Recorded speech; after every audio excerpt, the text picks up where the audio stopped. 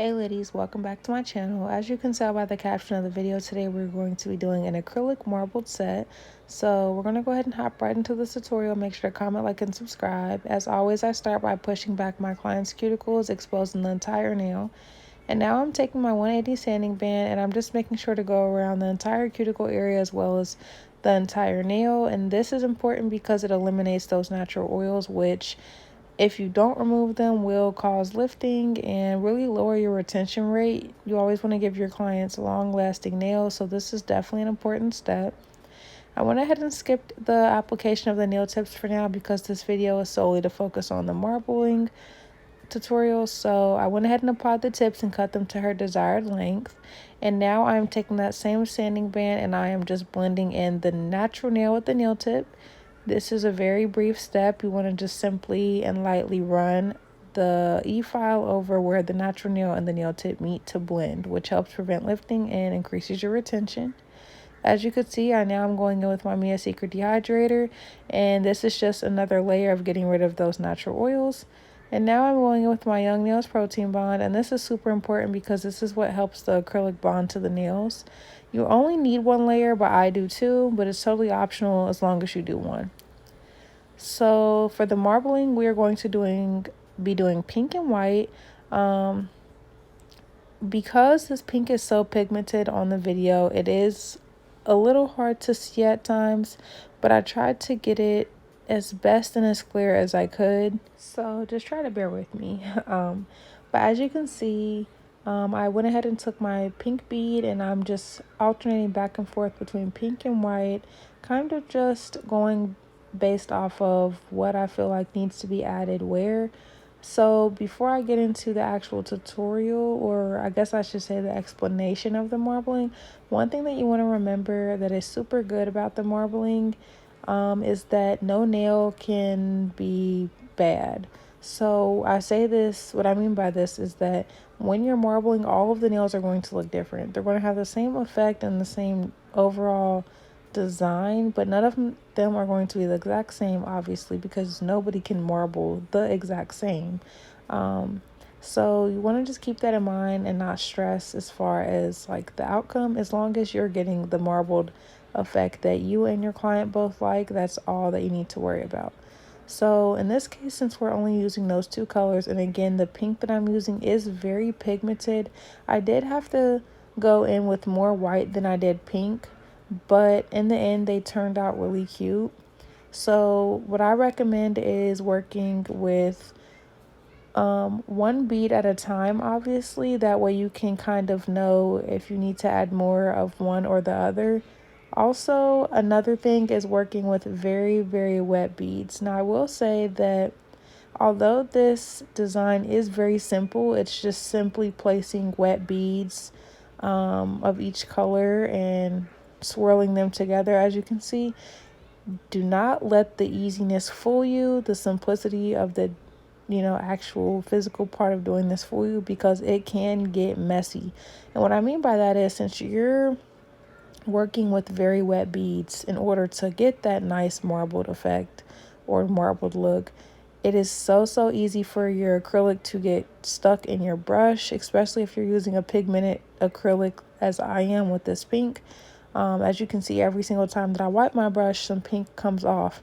And I have enough acrylic. I'm working with pretty good sized beads, and like I said, I am making them pretty wet in order to mix well, but it is in turn getting a lot of that acrylic in the mix of the bristles of my brush.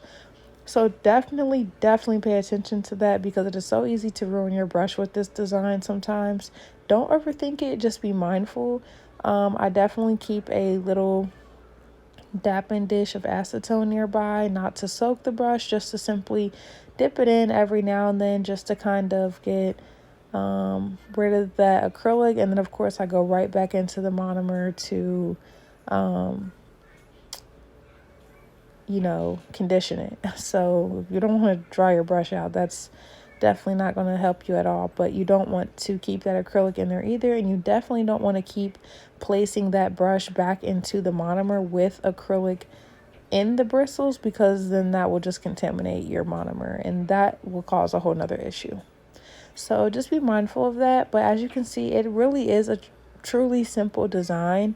It's really fun to do also, especially when you're using different colors. Like just seeing the color combinations are really fun. But as you can see, I went ahead and placed another one of my pink beads and I just kind of drug it out. Now I'm taking my white and I'm just mixing it in. Literally, I have no method to how I mix it, as far as, which way I go first or how I mix it. I just place my white bead where needed and I literally just move my brush around, making sure that I do cover the entire nail, getting the acrylic all over. As you can see, I'm also making sure to pat the sides of the nails as well as the free edge. I'm making sure to wipe around my client's cuticle area. That way I can avoid any acrylic being left on her skin. So again, since we're working with very runny beads, it is going to be pretty easy for the acrylic to run over or to get into the cuticle area. And if you watched my videos before, or if you are a returner or, have watched other nail tutorials, then you know that runny acrylic, especially runny acrylic that seeps over onto the cuticle area, will cause lifting. So you want to make sure that you take care of that now while the acrylic is wet and easy to be manipulated rather than when it's dry, because then that is a whole nother issue. But yes, you want to make sure that you're keeping everything nice and clean because that will cause lifting. So make sure that, as you can see I'm doing right here, just simply wiping over the client's cuticle area, keeping it nice and clean. And then, of course, wiping the side walls of the nails as well as the free edge to keep that nice square shape, because in the end, it will save you a lot of time when filing. You don't want to apply too much acrylic here. This is optional. It can be done a few different ways. You can simply just apply the marbled acrylic. However, I just apply enough marbled acrylic, just enough acrylic when doing the marble to cover the nail, and then I do go back in and I cap the nails in clear acrylic. And that is optional. I know some people that just simply marble the nail enough to the point, it's the apex is built up, there's a nice foundation, and they're good to go. But personally, I just feel like it protects the marbled look. I know in the past I have done marbled acrylic nails and I didn't cap them. I just simply built them up with just the colored acrylics I was using. And then when I went to file, the file was taking off color in certain areas, leaving it, not as marbled or just a plain spot, which was totally not a good look. So to each his own, but I definitely recommend capping the marble in clear. And I say that to say, just so you can be mindful of how much acrylic you're using when doing the marble. You don't have to use too much, because if you do, once you do the marbled and then still add the capped clear acrylic, your nail will just be super bulky, and now you're right back adding time onto the entire set when you get to the filing. So just use enough acrylic to cover the entire nail when you're marbling, and then go back in and cap it with clear, and it will be all good. As you can see with this nail, I started with a white bead just to kind of spunk it up a little bit, give it just a different vibe, and it still turned out exactly the same. It gives off the same effect that we were going for. So that is just to show you guys that there truly is no method of how you do the acrylic. I guess I should say, this color first, or only use this color, or whatever the case may be. You can use whatever color first. Just make sure that they are wet beads. Make sure that you are mixing them. Not even mixing.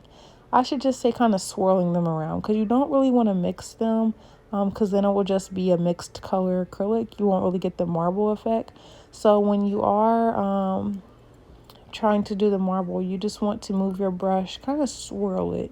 That's a better way to think about the motion and the method that you should kind of be using. It's just swirling it together. Again, like I said, you don't really want to mix it, because then it will literally mix the colors and now you don't have that swirly marble-ish effect. So now I'm going back in and I'm capping it with clear. On some nails, you'll see that I just use one bead and I go ahead and pull it down, feather it down lightly, and regain my shape. On some of them, I do use more than one bead, and that's just because the nail is a little bit longer, or I feel like I want to build it up a little bit more.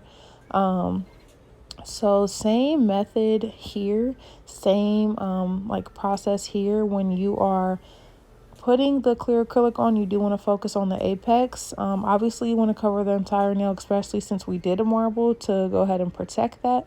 But you still want to make sure that after applying the clear, you have a nice foundation and that you have a nice apex and your nail is built up as much as it should be.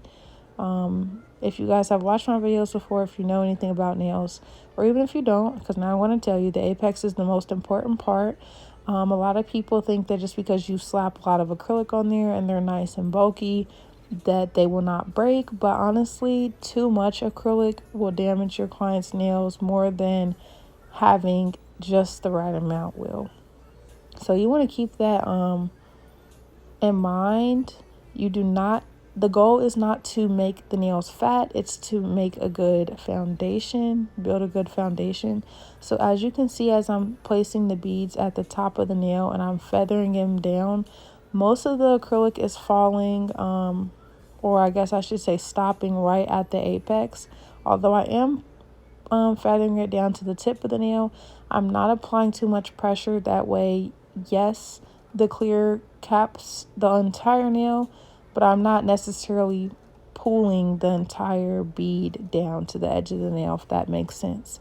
And another thing, don't be afraid to add more acrylic. If you're looking at your nails from different angles, because I always recommend that in every video, definitely look at your client's nails from different angles to see if you need to add more acrylic here or there.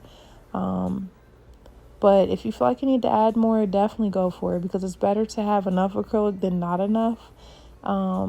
And you do want to make sure that you're keeping an eye on that, because you don't want to apply too much acrylic and then they're fat, and one, it's hard to get your shape back, and now you're going to be spending a whole bunch of time filing.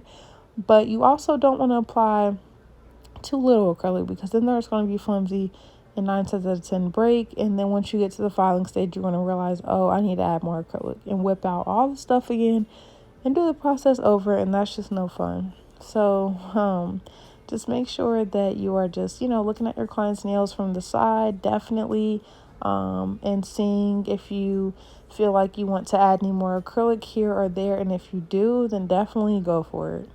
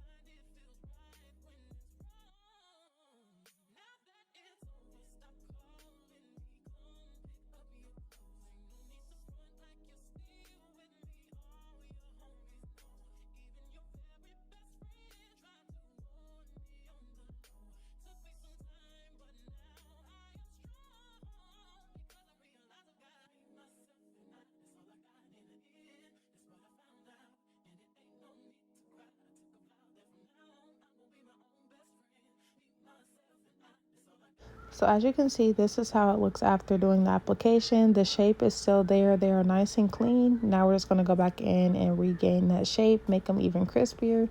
Here I am looking at my client's nails from different angles, making sure that I don't need to add any acrylic and that we are good to move on to the filing stage. So, of course, like I always preach, make sure that you're keeping everything neat and clean during your application. That way, when you get to this stage that we're at now, it'll be a breeze. So I'm taking my 80 grit nail file and I am making sure to pull the client's skin back and hold that skin back. That way I can really file the sides of these nails and get on the undersides. I always preach that you definitely do not want to forget about the undersides of your nails. Just because the top looks good does not mean that the bottom does not need to be focused on. That can definitely make or break your set. You want your client to have a really good quality set, and the shape plays a really big part in that. So just be mindful of that, making sure that you're getting the undersides. It's a super quick process. It doesn't add any extra time. So you want to make sure that you're just paying attention to that and making sure to take care of that as well. But as you can see, it's just a simple swipe from the bottom upwards. And as far as shaping the rest of the nail, since we are keeping the square shape, you're just going to be filing the sides at a 90-degree angle, making sure to keep the file pressed straight up against the nail. You don't want to angle it at all, I'm sorry, because then you will start to get a wonky shape. She wants a sharp square, so that's what we need to give her. She doesn't want, slight coffin or tapered square. She just wants a really nice square. So to achieve that, you just want to, like I said, keep the file straight up against the nail and filing it straight up and down at a 90-degree angle. And then when it comes to the free edge, you want to do the same exact thing, but obviously the file is going to be in a different direction. So you just want to place the file straight up against the free edge of the nail and file straight up and down at a 90-degree angle to get that really crisp, clean shape, as you can see I'm doing here. When you're doing this, make sure that your client's hand is straight as far as the direction it's in towards you. It's really easy for you to be slanted or your client to be slanted, and then you're filing the nail and the whole time you think it's straight, but you are really filing it a little crooked because of the way that your client is angled or you're angled. So make sure that when you are filing the free edge that your client's hand is straight towards you, if that makes sense. The fingers are pointing directly straight and lined up with you.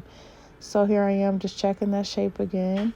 We're going to go ahead and move on to the thumb. Same process here. As you can see, it's not taking me long. I'm not having to really do much work when it comes to the shaping because I made sure to keep everything nice and clean during the application process.